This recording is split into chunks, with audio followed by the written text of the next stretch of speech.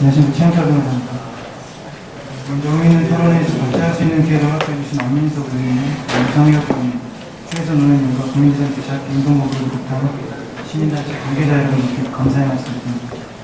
제가 오늘 발제할 내용의 제목은 지난 10년간 포스코에서는 어떤 일들이 벌어졌나, 포스코의 기업 인수 합병 사례 검토, 대한리스트 사례를 중심으로 했습니다.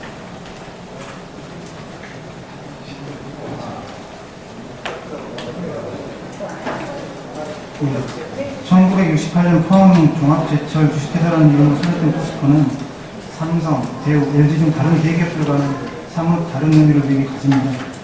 근대화의 상징으로서 국가기관 산업으로 성장하여온 초인류 기업이기도 하지만 우리 민족의 피와 땀이 서려있는 저희를 청구권 자금을 못해야 했기 때문에 국민기업으로 관심과 사랑을 받아왔습니다.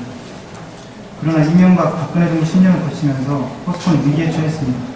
실제로 포스코는 설립 47년 만인 2015년에 최초로 적자를 기록했습니다.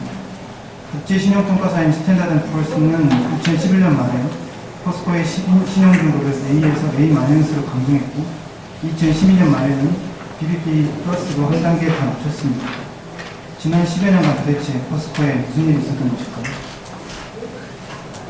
보시는 표는 2003년부터 2017년까지 포스코 그룹의 연결 쟁상대표의 내용을 정리한 것입니다. 그래프의 파란색은 자산 총계입니다. 2007년까지 포스코의 그룹의 자산은 30조 원대였으나 2008년부터 매년 대폭 증가하더니 2014년에는 85조 원에 이르렀습니다. 물론 회사가 성장한 것으로 볼 수도 있습니다. 녹색 선은 부채 총계입니다. 2007년 기준 11조 원대였던 부채는 2014년에는 무려 40조 원에 육박했습니다. 보라색 선은 부채 비율입니다. 2007년 기준 44.4%에 불과했던 부채 비율은 2011년에는 92.5%, 2014년에는 88.2%에 이르렀습니다. 결국 빚을 내서 사업을 확장한 것이라고 볼 수 있습니다. 다음 보시는 표는 연결손익 계산서입니다. 부채가 늘었다는 것 자체가 잘못일 수는 없습니다. 그렇다면 사업의 성과는 어땠을까요? 포스코 그룹이 2007년 매출액을 31조 원을 기록하였습니다. 그 이후에도 매출액이 꾸준히 상승해서 2011년에는 68조 원에 이르렀습니다. 그런데 이렇게 매출액이 늘었음에도 불구하고 그래프의 빨간색 선으로 표시된 영업이익은 오히려 2008년 연간 7조 원을 넘었다가 계속 급감하더니 2015년에는 2조 4,100억 원으로 하락하였습니다. 그래프의 녹색 선으로 표시된 단기 수익도 마찬가지로 2010년 이후 급감해서 급기야 2015년에는 창사 이래 47년 만에 965억 원 적자를 기록하기까지 했습니다. 이 바닥에 보실지 모르겠는데 2015년에 그 표를 밑으로 내려가게 되는 것이죠. 해외 투자자들의 이목을 집중시켰던 영업이익률은 2005년에는 무려 23%를 넘었는데 2015년에는 4.1%까지 추락하였습니다. 이러한 포스코의 위기는 이명박 정부가 출범한 이후 정준영 회장이 취임한 이후인 2009년 2월 2일 벌어졌던 무분별한 해외 자원 투자와 인수합병 때문이라는 지적이 많습니다. 보시는 표에서 알 수 있는 바와 같이 2008년부터 2012년까지 포스코의 국내외 종속기업 숫자는 4배가량 늘었습니다. 지분법에 연결된 회사까지 포함하더라도 포스코 그룹의 전체 계열사는 같은 기간 약 4배 정도 폭발적으로 증가했습니다. 이 중 해외 자원 투자와 관련해서는 MBC 피드스트 등 여러 언론 매체를 통해서 산토스 CMI 투자를 비롯한 여러 투자 사업의 문제점이 지적된 바 있습니다. 저는 포스코가 실행한 수십 건의 국내 회사 인수합병 사례 중에서 대한전선으로부터 인수한 대한리스트에 관해서 말씀드리겠습니다. 다만 오늘 제가 발제하는 내용은 모두 공식적으로 공시된 자료에만 기초하고 있다는 말씀을 먼저 드립니다. 이것은 조사가 추가로 이루어져서 보다 명확한 사실관계가 밝혀져야 한다는 점, 그리고 만약 그러한 공시 내용, 특히 회계에 관한 공시가 사실에 부합하지 않는다면 전혀 다른 법률적 문제를 야기한다는 점을 의미한다고 할 수 있겠습니다. 오늘 발제할 대한에스티는 2007년 1월 대한전선의 스테인리스 사업 부분이 분할되어 설립된 회사입니다. 당시 대한전선은 각종 전선을 제조 판매한 전선 사업 부분이 매출액의 81%를 차지했고 각종 스테인리스 제품을 제조 판매하는 스테인리스 사업 부문이 매출액의 18% 정도를 차지하는 굴지의 상장회사였습니다. 대한전선과 포스코는 2006년 9월 29일 인가공 물량을 연간 5만 톤에서 15만 톤으로 확대하기로 하는 전략적 제휴를 체결합니다. 그 내용은 대한전선이 스테인리스 사업 부문을 분사해서 신규 법인을 설립한 후 포스코가 신규 법인에 지분을 투자하기로 하는 기본 합의서를 체결한다는 내용입니다. 이에 따라서 대한전선 2007년 1월 자기 자본 700억 그리고 발행주식 총 400만 주인 대한ST 주식회사를 설립합니다.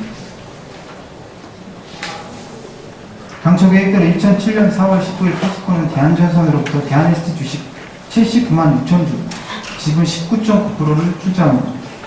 당시 주당 단가는 17,500원이었습니다. 계산해 보면 포스코는 139.3억 원의 자금을 투입한 것입니다. 그 후에 공시된 내용에 따르면 이 당시 대한전선과 포스코는 주식 매매 및 주주금 계약을 체결한 것으로 보입니다. 통상 1대 주주와 2대 주주가 맺는 계약의 내용을 볼 것으로 보입니다.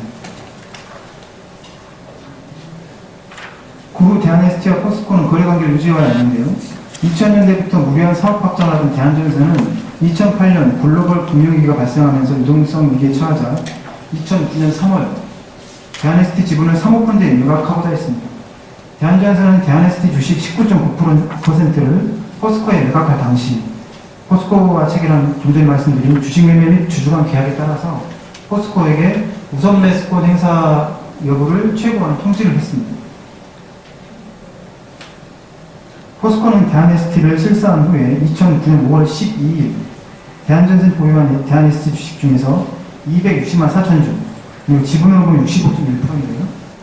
인수하기로 하는 양해각서를 체결했고 그 이후에 2009년 7월 29일 공개적 체결 후에 대한ST 지분 65.1%를 600억 원, 주당 23,041원에 인수합니다. 이로써 포스코는 종전에 보유한 지분을 합해서 대한ST 지분 85%를 보유한 1대 주주가 되었고 이에 따라 회사명도 포스코 AST로 변경합니다. 오늘 발제했은 편의상 계속 대한ST라고 하겠습니다. 포스코가 이처럼 대한ST를 인수하는 데 있어서 적정한 기업가치 평가와 사업 타당성 검토를 했다면 인수 자체를 문제 삼을 수는 없을 것입니다. 하지만 대한ST를 왜 인수했는지 의문을 가지게 만드는 몇 가지 점이 있습니다. 먼저 전년도 대한ST 실적을 보겠습니다. 대한ST는 설립 후 첫 해인 2007년에는 영업이익이 265억 원이었습니다. 2008년에는 151억 원으로 감소합니다. 57%가 정도가 되는 거고요. 당기순이익은 2007년 158억 원에서 2008년 47억 원으로 전년 대비 30%로 줄어들습니다. 주당이 또 2007년 3,971원에서 2008년 1,197원으로 감소했습니다. 포스코는 대한ST의 이러한 실적 악화에도 불구하고 시사 과정에서 이러한 사정을 다 알고 있었음에도 불구하고 인수를 한 것입니다. 두 번째 문제입니다.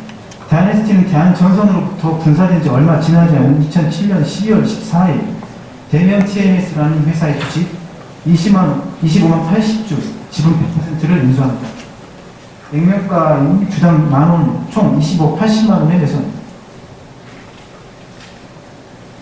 대한ST는 그 당시에 대명 TMS의 매출 거래가 있었던 것으로 보입니다.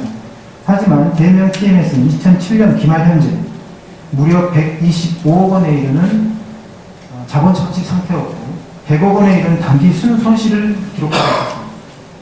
대한ST는 채무 초과 상태인 대명 TMS의 주식 100%를 액면가 그대로 25억 원을 주고 인수한 것입니다. 여기에 그치지 않고 대한ST는 대명 TMS를 인수한 직후인 대명 TMS의 시중 은행들에 대한 채무 325억 원에 대해서 보증했습니다. 포스코는 당시 대한ST의 지분 19.9%를 보유한 2대 주주였기 때문에 대한ST가 대명 TMS를 인수하거나 대명 TMS의 금융권 채무 325억 원을 보증하는 사실 자체를 몰랐을 수도 있습니다. 그러나 적어도 그 이후인 2009년 초 대한ST 인수 여부를 판단하기 위해서 대한ST를 실사하는 과정에서는 분명히 알게 됐을 것입니다. 실제로 포스코가 대한ST를 인수한 후 대한ST는 2010년 1월 대명 TMS의 시중은행들에 대한 채무 254억 원을 다시 보증했고 2011년 4월 대명 TMS의 은행 채무를 국민은행 대출 리파이낸싱 할 때 국민은행에 대한 35억 원 한도로 대한에스티의 부동산을 담보로 제공합니다. 포스코가 대한에스티를 인수하는 것과 관련한 이해하기 또 어려운 점이 또 있습니다. 포스코는 앞서 말씀드린 것처럼 2009년 7월 29일 대한에스티의 85% 지분을 보유한 일대주주가 되었기 때문에 경영권을 행사하는 데 아무런 어려움이 없게 되었습니다. 나머지 지분 15%를 소액 주주들이 분산하여 보유하고 있는 것도 아니기 때문에 더더욱 그러합니다. 그런데 포스코는 2010년 11월 30일 대한전선이 보유하고 있던 나머지 대한에스티 지분 15% 60만 주를 주당 2만원, 무려 120억 원에 인수합니다. 포스코와 대한전선 사이에 사전에 어떤 약점이 있었는지 모르겠지만 120억 원을 투입해서 대한전선으로부터 나머지 10억 지분 15%를 인수할 필요가 있었는지 의문입니다.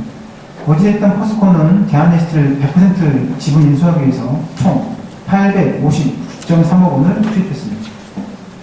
포스코는 대한에스티가 실적이 좋지 않았고 대명 TMS라는 부실회사를 인수하여 그 부실을 고스란히 부담하고 있었는데 대한에스티를 인수했습니다. 물론 대한에스티와의 거래 관계를 계속 유지할 필요가 있었고 이와 같은 사정을 반영해서 인수가액도 적정히 평가했을 수도 있습니다. 하지만 어쨌든 대한에스티 인수와 관련된 이와 같은 의문점에 대해서는 해명이 필요해 보입니다. 포스코는 이처럼 대한에스티를 인수한 이후에도 대한에스티가 자금난을 겪자 자금을 투입했습니다. 포스코가 대한에스티 지분 100%를 인수한 때로부터 불과 1개월 후인 2010년 12월 29일 대한에스티는 운영자금을 마련한다는 이유로 액면가 5천원에 8천주를 주주배정 방식으로 유상증자합니다. 포스코가 1인지주인 회사이기 때문에 포스코가 신주 23.4억 원어치 전부를 인수한 겁니다. 운영자금이 부족하면 자금 투입할 수 있죠. 하지만 포스코가 대한에스티를 인수해서 일대주주가 된 지 1년 반 만에 운영자금이 바닥이 나서 23억 원을 유상증자를 해야 됐다는 것도 좀 의외입니다. 하지만 만약 그와 같이 유상증자를 할 필요가 있었다면 대한전선이 2대 주주로 있을 때, 그러니까 15% 정도 지분을 가지고 있을 때 유상증자를 해서 대한전선으로부터도 자금을 출자받는 것이 포스코에게는 이익이었을 것입니다. 기업은 자금 운용 계획을 수개월 전에 미리 세우기 마련인데 유상증자를 하기 불과 1개월 전에 대한전선의 지분 15%를 매수하여 주었다는 것은 매우 납득하기 어렵습니다.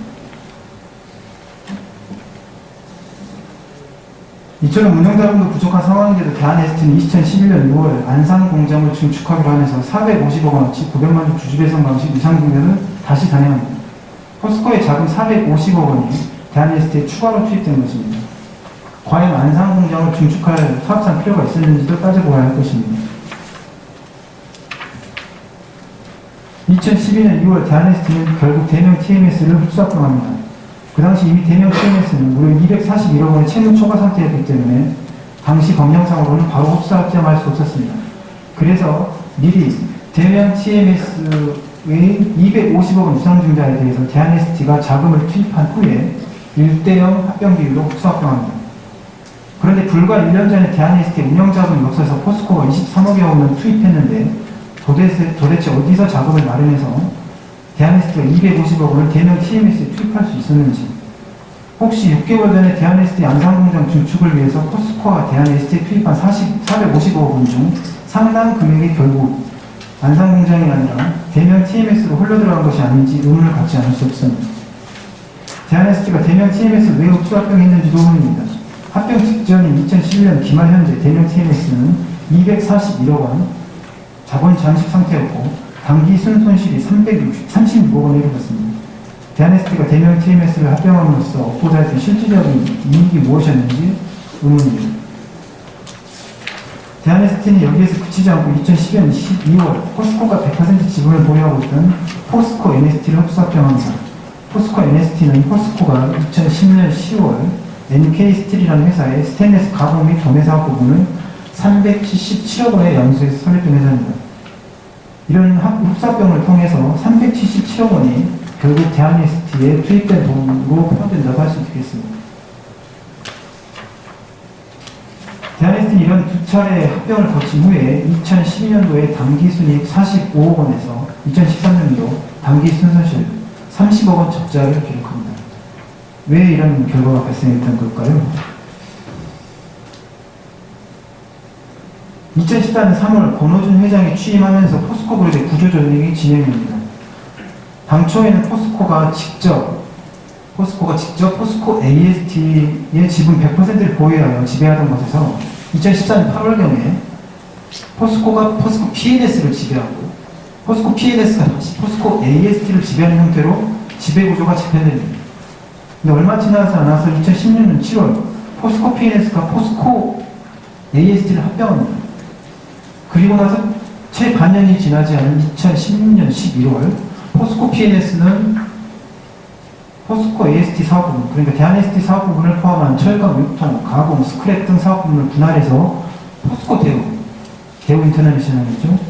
포스코 대우와 합병하도록 했고 2018년 8월 포스코 PNS는 다시 포스코와 합병합니다. 2018년 8월입니다. 여기서 한 가지 짚고 넘어갈 점이 있습니다. 2014년 8월 지배구조가 개편될 당시에 포스코가 산정한 포스코 AST, 결국 대한ST의 기업 가치를 다시 볼 필요가 있습니다. 포스코 PNS는 포스코로부터 포스코 AST 지분 1738만 6,952주를 현물 투자 받았는데 공시상으로 보자면 이 금액은 952억 4,600만 원입니다. 주당 단가는 5,478원입니다. 포스코가 지금까지 포스코 AST에 투입한 금액은 현금만 따져보더라도 총 1,709.7억 원입니다. 배부된 자료집 8페이지에는 1,669.7억 원을 잘못 기재되어 있습니다. 죄송합니다.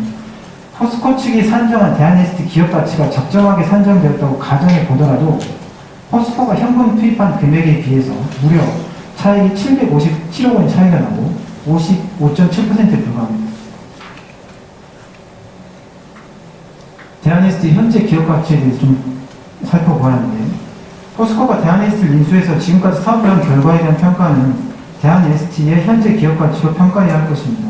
그런데 이와 같은 복잡한 구조조정 과정으로 인해서 현재 포스코 대우의 STS 사업 부분으로 귀속된 대한ST 현재 기업 가치를 평가하기는 쉽지 않습니다. 현재 대한ST, 그러니까 포스코 AST 사업 부분은 포스코 대우에 속해 있습니다. 결과적으로 보자면 처음부터 포스코 AST를 포스코 대우에 합병시켰으면 간단했을 것입니다. 그런데 포스코 AST를 포스코 PNS에 넘겼다가 포스코 PNS에서 다시 분할해서 다시 포스코 대우에 합병하도록 하고 포스코 PNS는 다시 포스코와 합병하도록 한 것입니다. 여기 보시면 포스코 TMC 그리고 SPFC라는 회사가 나오는데 이 회사도 동일한 과정을 거쳐서 포스코 대우에 넘어갑니다. 이 때문에 더욱 포스코 AST 사업 부분의 현재 가치를 파악하기가 매우 어렵습니다. 물론 부실 자산과 계열사를 정리하고 사업 효율성을 높이기 위해서 구조조정을 한 것이겠지만 결과적으로 이러한 구조조정으로 인해서 대한ST의 부실을 확인하는 것은 쉽지 않은 상황입니다. 발제를 마무리하겠습니다. 며칠 전 이명박 전 대통령이 형사 1심 판결을 선고했습니다. 물론 확정 판결이 나온 것은 아니지만 이명박 정부 또는 그 이전의 적폐가 박근혜 정부 동안 덮여져 있다가 이제서야 그 실체를 조금씩 드러내고 있다고 할 수 있습니다. 포스코는 2009년 5월 대한전선으로부터 대한ST의 지분 65.1%를 인수하기로 한 양해각서를 대한전선과 체결합니다. 정준현 회장은 2009년 2월 취임한 직후입니다. 포스코가 대한ST를 인수하기로 결정하고 그 이후 사업을 하는 데 있어서 문제점이 없었는지 살펴볼 필요가 있습니다. 권호준 회장이 취임한 2004년 3월부터 포스코 부에 대해 구조조정이 본격적으로 시작됩니다. 이런 구조조정 과정에서 대한ST의 부실이 가려지지는 않았는지도 살펴봐야 할 것입니다. 과거 10년간 있었던 포스코의 인수합병 사례 중에는 대한ST 사례처럼 충분히 의혹을 가질 만한 사례들이 많습니다. 그 중에서 대한ST 사례는 다소 복잡하긴 하지만 일종의 점검이 될 만한 사례라고 생각해서 발제를 하게 됐습니다. 저는 이른바 포스코 적폐청산이 단지 과거 경영진의 잘잘못을 따지는 것이 아니라고 생각합니다. 우리나라 경제가 발전하기 위해서는 기업의 투자와 사업활동이 보다 투명하고 합리적으로 이루어지는 것이 무엇보다 중요합니다. 기업의 경영진이 경영상 의사결정을 하는 데 있어서 부당한 성관주의 의무가 중요한 이유입니다. 지난 10년 포스코 안에서 어떤 일들이 벌어졌는지 제대로 밝혀지기를 또 포스코가 다시 초일부로 바로 서기를 바라며 제 발제를 마치겠습니다. 경청해 주셔서 감사합니다.